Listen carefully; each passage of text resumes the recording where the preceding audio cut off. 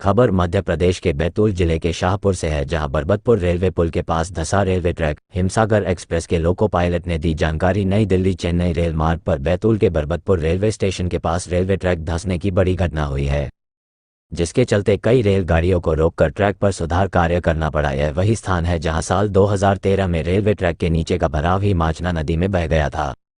इस घटना से हड़कंप मचा हुआ है। नागपुर से पहुंचे वरिष्ठ अधिकारियों और इंजीनियर्स ने मौका मुआयना किया है।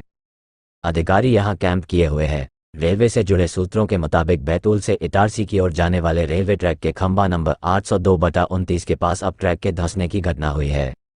इसका पता तब चला जब हिमसागर एक्सप्रेस के गुजरते हुए लोको पायलट ने यहां झटका महसूस किया। पायलट ने इसकी जानकारी रेल प्रबंधन को दी। मौके पर मुआयना करने पर पता चला कि 2013 में यहां हुए हादसे के बाद बनाई गई नालियों का पानी ट्रैक के बीच से होकर गुजर रहा था। ये पानी ट्रैक के अंदर कहां जा रहा था, किसी को नहीं पता।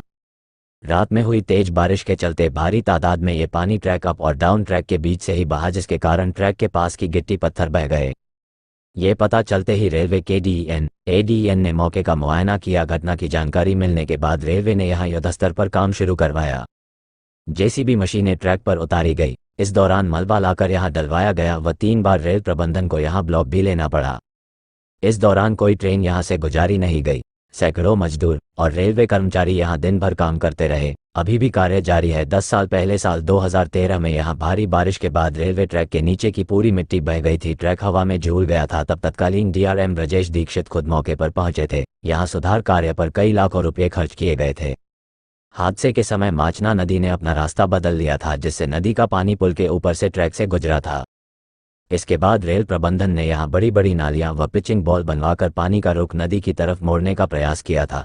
इस घटना के बाद इटारसी की ओर जाने वाली समता एक्सप्रेस 2 घंटे देरी से चली, जबकि भगत की कोठी एक्सप्रेस 1.5 घंटे। इसके अलावा भी कुछ अन्य यात्री गाड़ियां भी देरी से चलाई गई, जबकि डाउन ट्रैक से गुजरने वाली गाड़ियों को भी रोककर यहां से रवाना किया गया है। इस दौरान गाड़ियों की स्पीड 30 किलोमीटर प्रति घंटा तय की गई।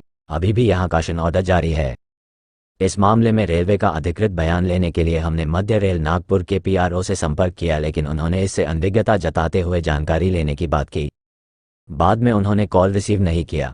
सहायक डिविजनल इंजीनियर सोनल बेसेकर ने बताया कि यहां अपलाइन में कटाव हो गया था। पानी निकालने के लिए बनाई गई ड्रेन कोलेप्स हो गई थी।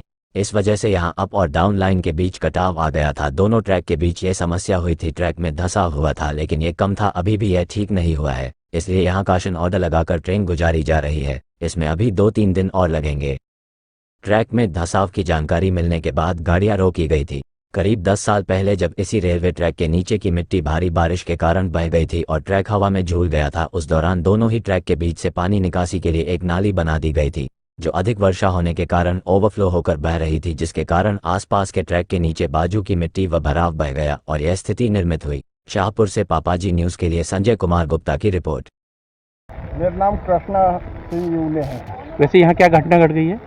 कुछ नहीं, ये जो नाली है ना, हाँ। ये नाली धंस गई है अंदर। अच्छा, हाँ। इसके कारण क्या हो गया था? इसका यह है कि जो पहले पानी है ना, जो फोर्स से जाना था वो नहीं जा पाया। अब ये नाली गिरने से पानी पूरा अंदर बैठ गया। तो ये क्या है, जगह पूरी बैठ गई है, तो इसकी वजह से ये अलाइनमेंट वगैरह ये जगह खराब हो गई है।